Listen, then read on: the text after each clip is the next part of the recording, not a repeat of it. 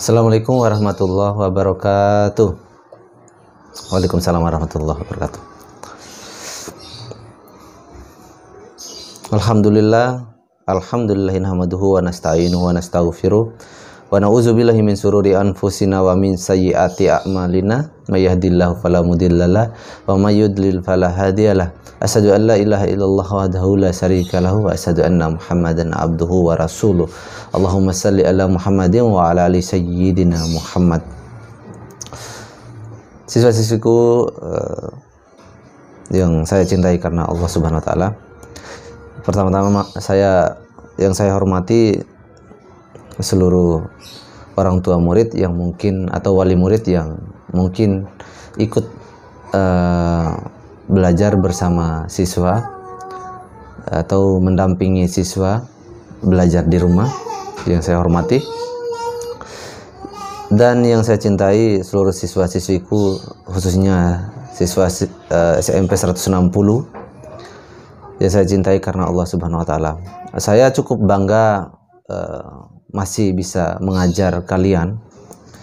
Saya cukup bangga masih bisa membimbing kalian atau mengikuti proses belajar mengajar bersama kalian. Proses belajar mengajar ini adalah merupakan suatu hal yang fenomenal sekali dan mungkin tidak biasanya bagi kita semua, yang pada umumnya proses belajar mengajar sekolah adalah tatap muka, namun kali ini kita harus memaklumi bahwasannya kita akan belajar daring atau jarak jauh seperti ini. Dan saya mengaturkan terima kasih banyak bagi orang tua siswa, khususnya yang menyediakan alat pembelajaran untuk siswa, baik laptop, baik HP, baik wifi, mungkin barangkali yang memasang wifi untuk anaknya. Itu saya sangat menghargai. Saya haturkan banyak-banyak terima kasih kepada orang tua murid yang begitu dermawan hatinya menyiapkan ini semua. Ini semua adalah merupakan kerjasama kita, bagaimana kita mendidik generasi ini untuk bisa lebih baik, untuk bisa memahami bahwasannya pelajaran ini, sekolah adalah merupakan kewajiban bagi mereka semua.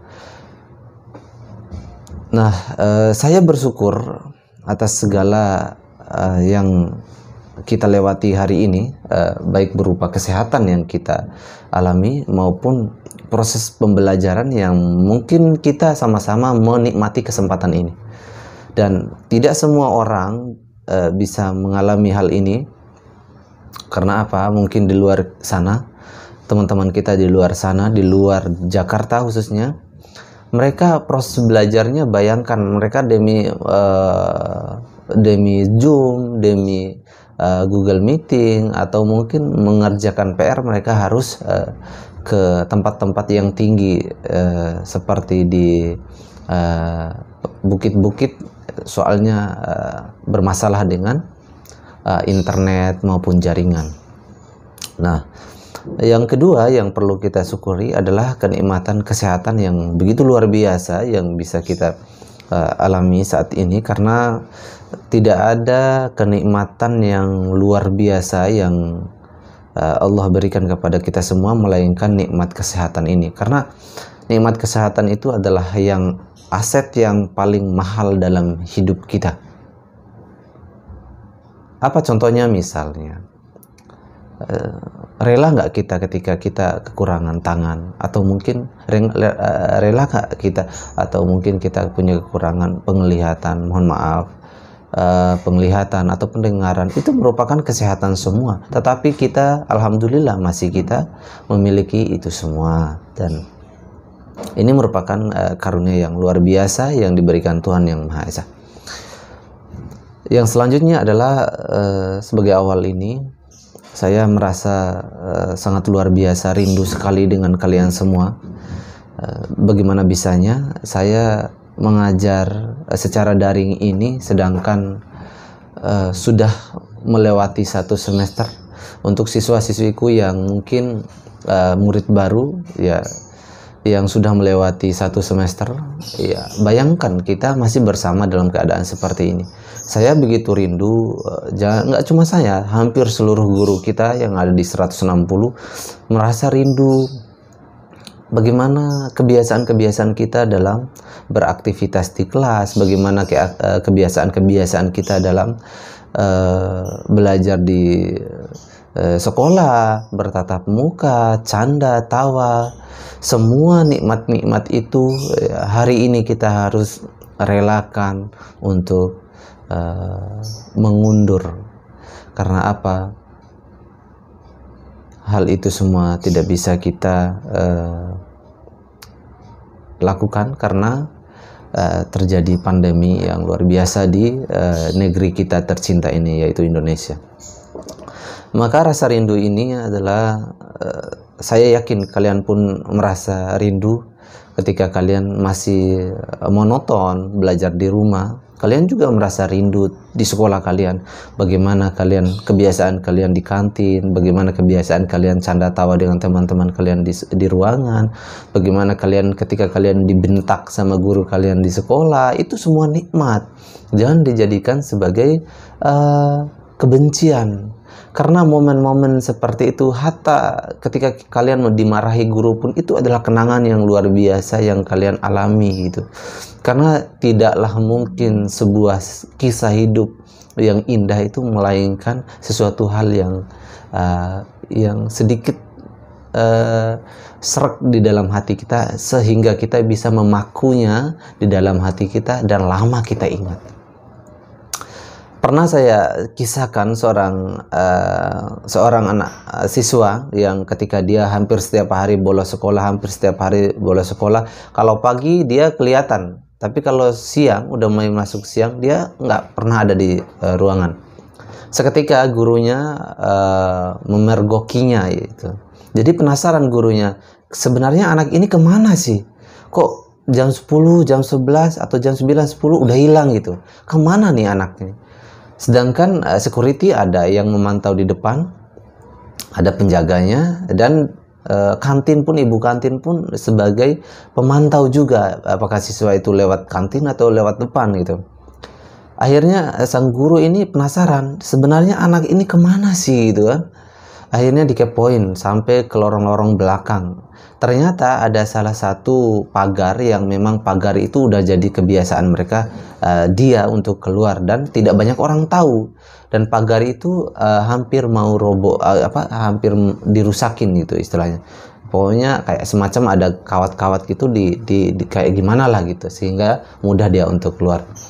Seketika pada saat dia mau naik, pas naik di atas pagar, ditarik sama gurunya, rapak, ditarik sama gurunya, akhirnya dia tersungkur ke tanah. Setelah itu dia kaget, dia berdiri, akhirnya ditampar sama gurunya, rapak. Ya mohon maaf, saya bukan mengajari yang buruk, tapi kita lihat kisahnya ini. Pak gitu, akhirnya ditampar sama gurunya, dia terjatuh lagi, tersungkur lagi ke tanah, akhirnya dia menangis. Namun setelah kejadian ini, siswa ini selama mulai dari hari itu sampai dia tamat sekolah tidak pernah meninggalkan sekolahnya. Nah ini faedah yang sangat luar biasa gitu kan. Tidak pernah meninggalkan sekolahnya. Nah hal yang beruntung lagi ketika anak ini keluar dan tamat, dia pernah mencoba untuk mengikut polisi. Akhirnya lulus jadi polisi. Seketika dia bertemu dengan gurunya ini, dan gurunya ini telah jadi dosen saya pada saat itu. Beliau cerita sudah menjadi seorang dosen dan tidak lagi mengajar di sekolah. Dia bertemu sama gurunya ini, udah tua kan, udah putih rambutnya. Akhirnya dia salim. Tiba-tiba lihat gurunya ini, langsung dia salim, dia cium tangan gurunya, beri hormat gitu. Dia menangis. Gurunya bertanya, "Wahai, siapa sih kamu ini? Kok tiba-tiba kaget kan gitu?" Tiba-tiba polisi ambil tangan gitu kan, lalu dicium, kaget. "Saya Pak." "Saya siapa? Kamu siapa? Ayo coba perkenalkan diri kamu, siapa kamu?" Akhirnya dikasih tahu, "Saya Pak, saya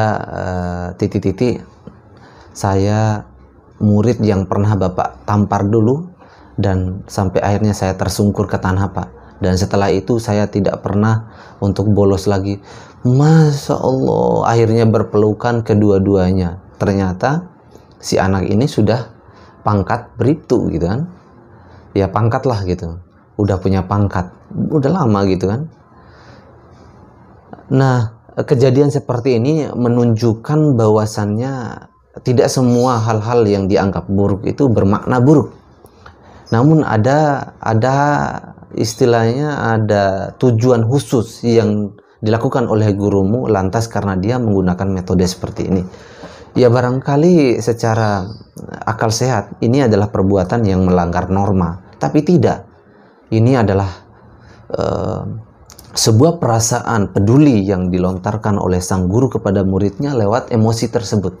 Namun efeknya adalah kesuksesan bagi murid tersebut. Jadi kalian ketika ada guru yang mungkin barangkali keras, ada guru yang barangkali suka marah-marah, jangan pernah memaknai semua guru itu seperti itu. Enggak. Guru itu punya cara masing-masing untuk mendidik muridnya agar muridnya menjadi lebih baik. Dan saya rasa semua guru di Indonesia, di seluruh dunia pun barangkali tujuannya tujuan sama. Ya, kita tidak terlalu panjang lebar membahas mengenai ini. Ini sebagai faedah aja buat kita semua bahwasanya inilah kita yang sebenarnya. Lalu saya ingin memberikan sebuah penekanan kepada kalian bagaimana bahwasannya kebutuhan hidup itu adalah ilmu dan belajar. Semua orang butuh ilmu dan butuh belajar.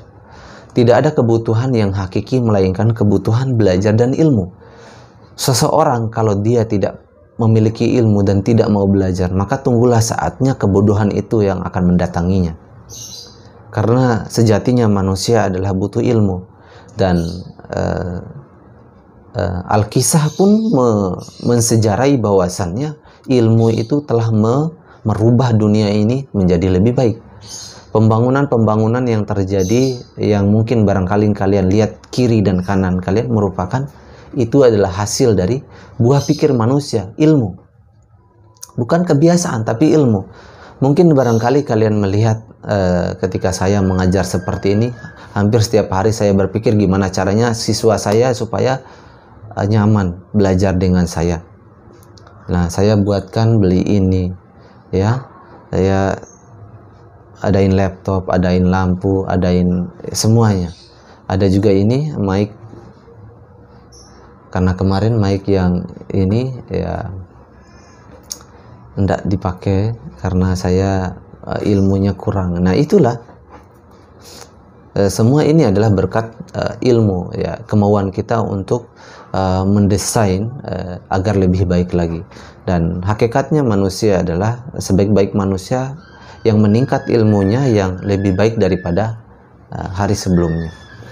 Baik siswa-siswiku dimanapun kalian berada, ya fokusnya kita pada materi kita hari ini adalah kita sadari bahwa kemarin kita telah mengawali semester kita, yaitu semester genap. Saya ucapkan selamat bagi kalian semua yang menaiki istilahnya jenjang ke semester selanjutnya.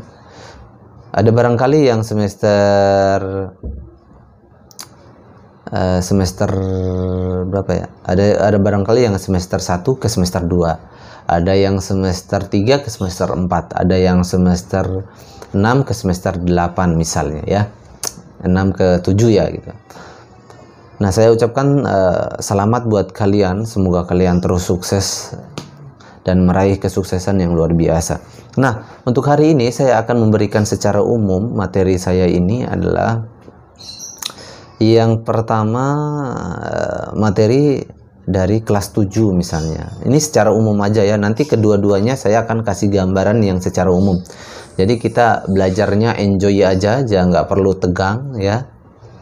Nah, semua kebutuhan belajar kita ditanggung oleh pemerintah. Jadi jangan galau gitu.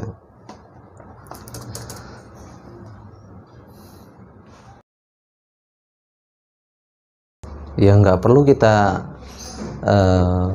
risaukan, nggak perlu kita khawatir mengenai fasilitas pembelajaran kita seperti kuota ya, misalnya kalian yang menggunakan HP ya, pemerintah insya Allah menanggung jawab penuh mengenai itu. Kalau seandainya kalian kekurangan, silakan menghubungi operator sekolah, insya Allah nanti akan diusahakan. Baik, untuk materi pelajaran kita untuk kelas 7 adalah berada pada bab 4. Barangkali kita agak lama membahas ini karena cakupannya mengenai pertama keberagaman suku agama, ada ras di situ, dan ada antar golongan dalam jadi saya baca semuanya ya, keberagaman suku agama, ras, dan antar golongan dalam bingkai Bhinneka Tunggal Ika. Itu untuk kelas 7 ya. Jadi gambaran umumnya nanti kita akan bahas. Ini sebagai topik besarnya selama kita belum masuk ke bab selanjutnya. Untuk kelas 8 nanti kita akan mengarah pada pembahasan mengenai bab 4, semangat kebangsaan nasional. Semangat kebangkitan nasional ya, maksudnya semangat kebangkitan nasional tahun 1908.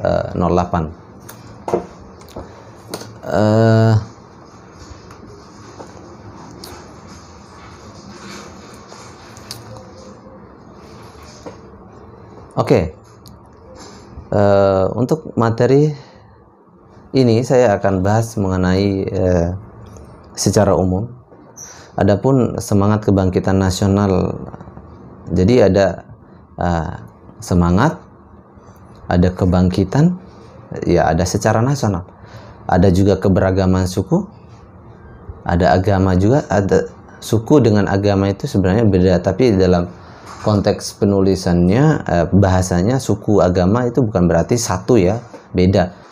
Keberagaman suku, ada juga keberagaman agama, keberagaman ras berarti, dan keberagaman antar golongan dalam bingkai Bhinneka Tunggal Ika. Nah, semangat, apa sih semangat itu?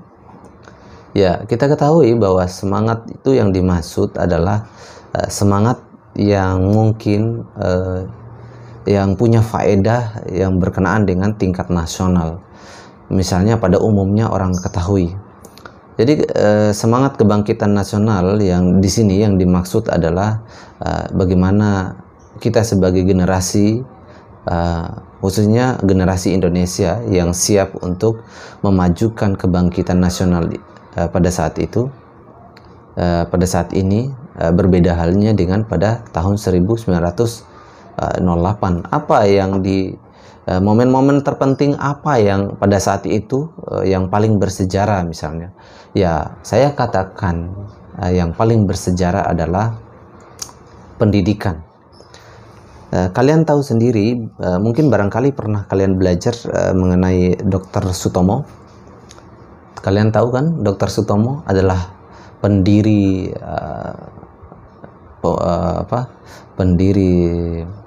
pendiri pendidikan yang mengarah pada kesehatan, kedokteran pada saat itu. Alasan beliau mendirikan itu adalah untuk bagaimana kekhawatiran atau kegelisahan yang dialami oleh pemuda-pemuda saat itu, bagaimana mereka bisa punya semangat jiwa yang luar biasa untuk punya rasa untuk mau meningkatkan kualitasnya secara nasional. Jadi bangkit dari keterpurukan, dari kebiasaan buruk atau rasa takut yang rasa takut yang menemui jiwa mereka atau yang mendatangi mereka, akan sedikit demi sedikit merubah cara berpikir mereka dengan cara dibuatnya pendidikan pada saat itu. Nah, semangat kebangkitan nasional yang maksudnya di tahun 1908 pada saat itu adalah bagaimana jiwa-jiwa pemuda yang pada saat itu ketidaktahuan mereka atau rasa kecil mereka memiliki jiwa jiwa kecil gitu istilahnya, merasa minder, merasa kecil hati dengan keadaan pada saat itu, baik berupa ekonomi yang kekurangan, baik kehidupan sosial yang penuh dengan dramatis, baik kebutuhan peningkatan kehidupan dan kualitas hidup yang seolah-olah kedepannya itu mereka adalah tidak ada artinya lagi, karena semakin ke depan semakin berkurang, semakin ke depan semakin berkurang jiwa mereka untuk mau berbangkit pada saat itu. Apa alasannya? Nanti kita akan bahas secara umum. Nah, lebih spesifiknya kenapa ada semangat kebangkitan nasional pada tahun 1908 ini adalah bagaimana pada saat itu para penjajah-penjajah pada saat itu membuat masyarakat Indonesia itu mengecil jiwanya, kecil hatinya. Dikarenakan apa? Mereka membuat masyarakat Indonesia seolah-olah tidak memiliki daya sekali, tidak memiliki kepercayaan hidup sama sekali, sehingga mereka tidak mampu lagi menciptakan hal-hal yang mungkin akan berbuah manis untuk generasinya ke depan. Tidak ada yang mereka pikirkan, untuk khususnya rakyat Indonesia pada saat itu, yang mereka pikirkan apa yang kita miliki nanti toh juga akan dirampas oleh para penjajah. Untuk apa kita lakukan pembangunan? Untuk apa kita mengolah sawah dan tanaman kita, sedangkan ujung-ujungnya nanti akan dirampas oleh mereka.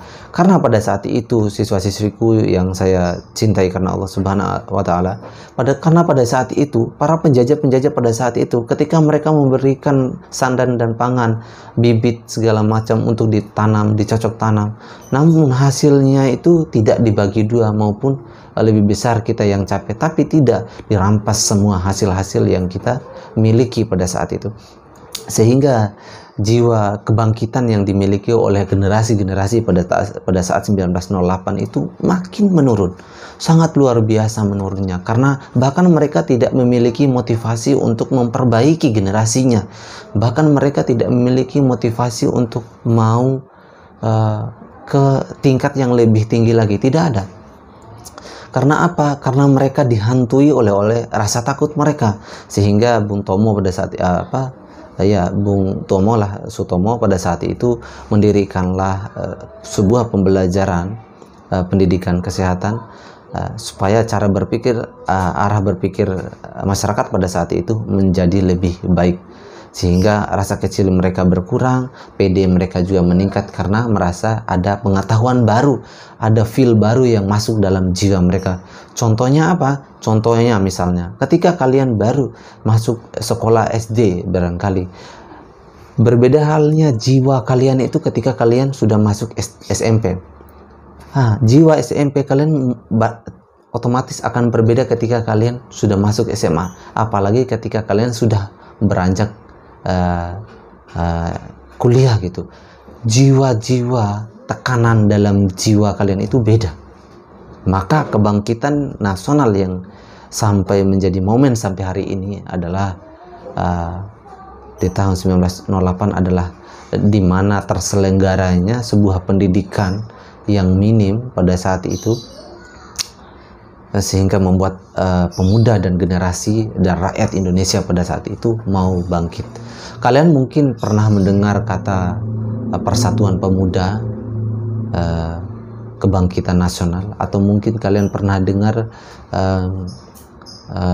rapat pemuda, hari Sumpah Pemuda, banyak pemuda-pemuda. Jadi maka hal-hal seperti itu adalah hal-hal yang bisa membuat pemuda-pemuda Indonesia pada saat itu mau menumbuhkan kebangkitan nasional sampai titik hari ini kita rasakan lewat kebangkitan, semangat kebangkitan yang dilakukan oleh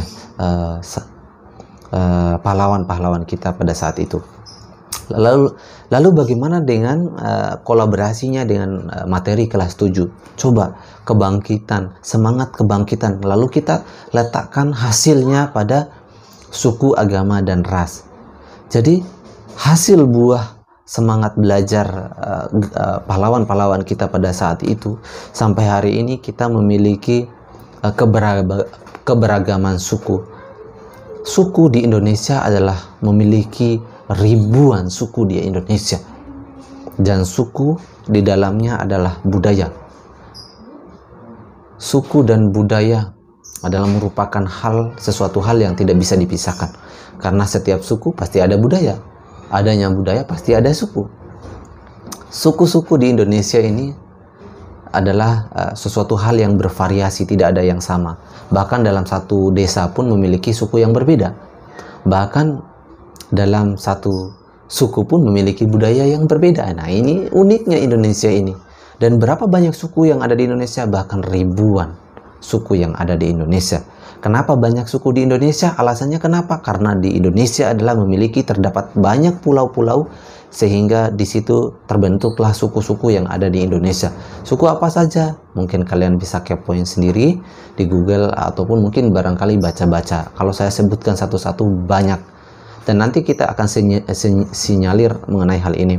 Mungkin kita akan bahas mengenai berapa banyak suku yang ada di Indonesia, berapa banyak budaya-budaya di dalam suku tersebut. Nah, salah satu yang ingin saya gambarkan adalah bagaimana suku ini menjadi sebuah budaya, dan budaya menjadi sebuah kepercayaan. 3 tahap ini adalah merupakan buah hasil pikiran manusia. Jadi kita bedakan dengan agama ya. Agama tidak ada kaitannya dengan suku, dan agama tidak ada kaitannya dengan budaya, dan agama tidak ada kaitannya dengan kebiasaan.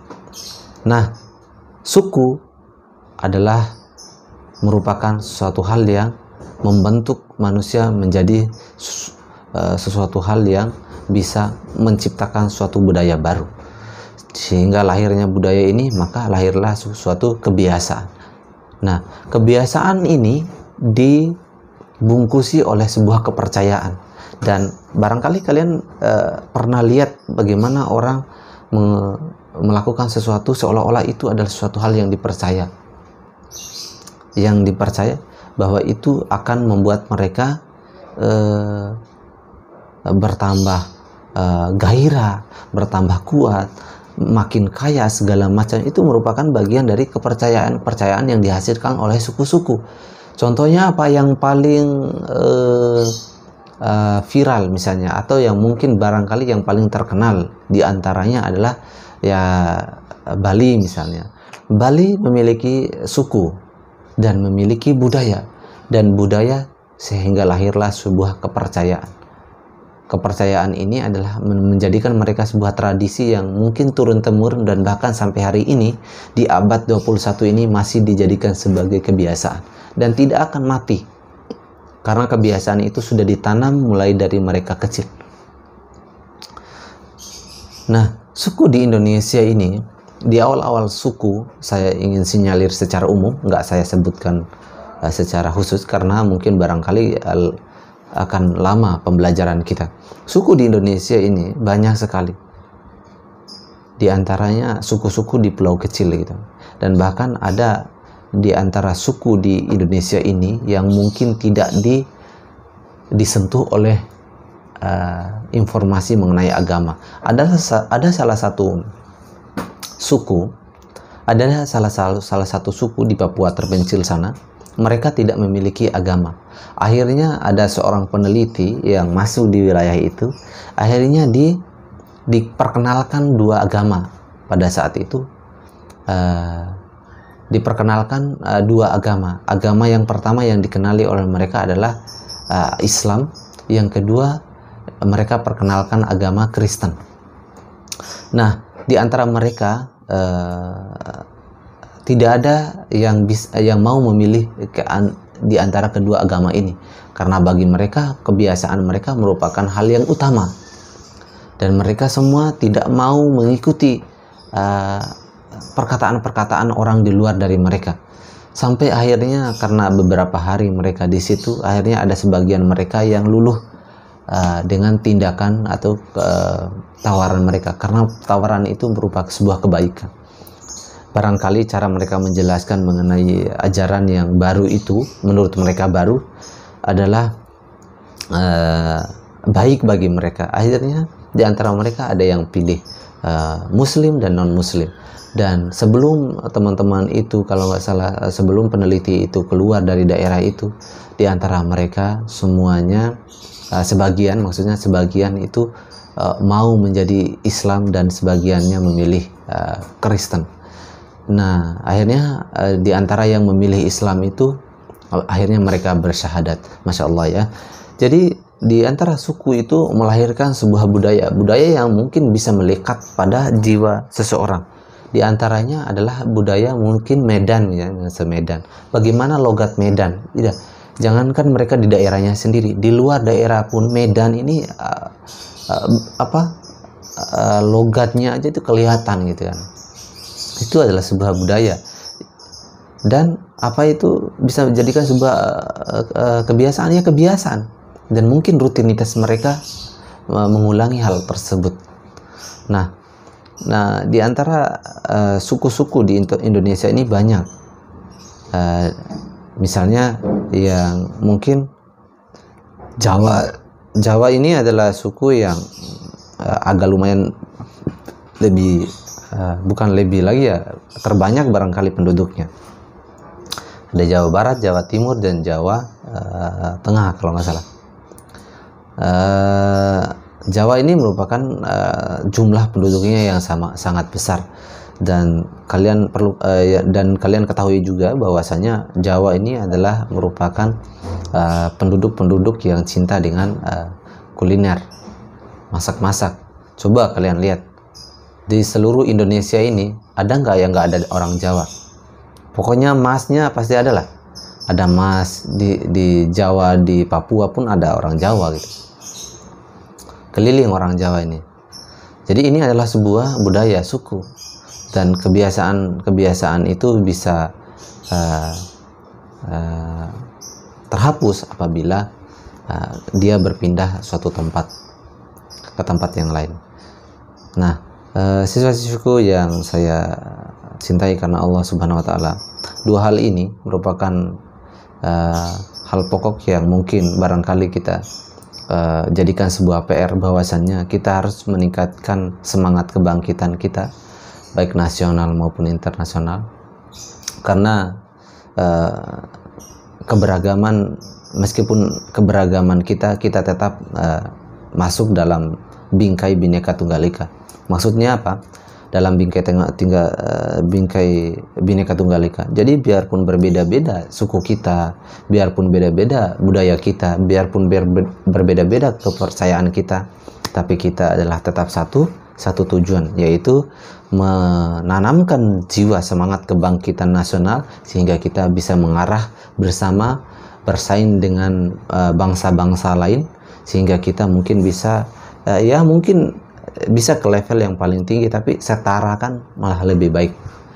Nah, hal ini adalah menjadi sebuah PR bagi kita semua, bagaimana kita untuk tetap semangat, tetap membentuk jiwa kita untuk terus maju untuk meningkatkan kualitas kita masing-masing. Nah, materi-materi lain akan kita kupas tuntas, baik secara umum maupun secara khusus juga akan kita sinyalir pelan-pelan. Banyak kisah yang ingin saya sampaikan melalui PJJ ini, supaya kita juga ada rasa kesenangan yang bisa kita hadirkan lewat pembelajaran ini. Maka saya pun akan menampilkan slide-slide di belakang ini, sehingga kalian juga merasa terhibur, dan setidaknya apa yang kalian dengarkan ada pengaruh positif juga dari tayangan-tayangan yang bisa saya tampilkan di belakang ini, sehingga pembelajaran kita agak sedikit ya menyenangkan. Dan apapun yang kita hadirkan, apapun yang kita pelajari, setiap pembelajaran yang kita ikuti selama PJJ dengan saya khususnya, itu setidaknya ada suatu hal yang melekat pada diri kita, sehingga menjadikan sebuah pelajaran itu. Apa saja ya, mungkin bisa dari apa yang saya sampaikan, atau mungkin dari tayangan-tayangan positif yang bisa saya tampilkan di belakang. Ya, mohon maaf kalau seandainya jauh dari apa yang saya sampaikan, ya tidak terlalu ini, ya berarti kekurangan dari cara saya mengedit. Nah, siswa-siswiku yang saya banggakan, Hari ini kita mungkin tidak terlalu jauh membahas mengenai materi ini, karena mungkin cukup ini aja materinya. Selebihnya nanti berkenaan dengan suku-suku, suku apa, agama, ras, dan antar golongan dalam Bhinneka Tunggal antar golongan mungkin akan kita bahas pada pertemuan selanjutnya. Dan sebagai kesimpulan kita pada pertemuan ini adalah bagaimana kita menanamkan semangat kebangkitan nasional dalam diri kita dengan kita melihat apa-apa aja kekurangan kita sebelumnya, kita bangkitkan sehingga menjadikan sesuatu hal yang beragam dalam diri kita, terbentuknya sebuah budaya yang positif yang baru, dan kita tinggalkan yang negatif, kita pakai yang positif sehingga membentuk sebuah kebiasaan, dan kebiasaan inilah yang membentuk kita sehingga menjadi sebuah hal yang berprestasi, menciptakan karya-karya baru, sehingga melahirkan hasil-hasil karya yang luar biasa dari hasil pembelajaran kita tanamkan dalam diri kita. Semangat itu luar biasa, sehingga apa yang kita cita-citakan semuanya bisa tercapai, dan kita semua bisa membanggakan keluarga kita, membanggakan orang tua kita, membanggakan kerabat-kerabat kita. Ya, barangkali kalian belum menikah, kalau saya mungkin bisa membanggakan anak dan istri saya dan keluarga-keluarga sekitar kita dengan terus semangat menumbuhkan semangat kebangkitan nasional dalam diri kita, sehingga terciptanya hasil karya-karya yang luar biasa. Mari kita semangat untuk terus belajar, karena belajar itu adalah kunci sebuah kesuksesan. Tidaklah mungkin orang bisa meraih kesuksesan itu yang luar biasa tanpa adanya suatu pembelajaran. Tidaklah mungkin orang itu bisa melakukan sesuatu tanpa adanya ilmu dari proses pembelajaran. Tidak mungkin orang bisa menciptakan semua ini tanpa adanya sumber belajar dan sumber ilmu. Dan otomatis kita juga menghargai dari mana kita dapatkan ilmu itu, yaitu dari guru. Kita berikan kehormatan kepada guru kita dengan cara menghargainya, menghormatinya, dan mengikuti apa yang disampaikan yang positif, kita buang yang negatif.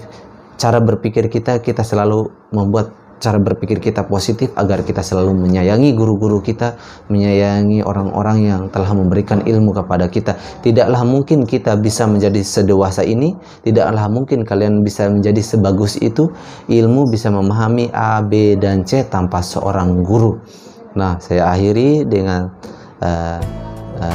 kata bijak: gantunglah cita-citamu setinggi langit, dan gapailah cita-citamu itu sampai napasmu berpisah dengan badanmu. Jangan pernah kamu untuk tidak punya semangat untuk selalu membahagiakan keluarga kalian, karena keluarga kalian adalah aset terindah yang kalian miliki. Saya akhiri. Assalamualaikum warahmatullahi wabarakatuh. Semangat.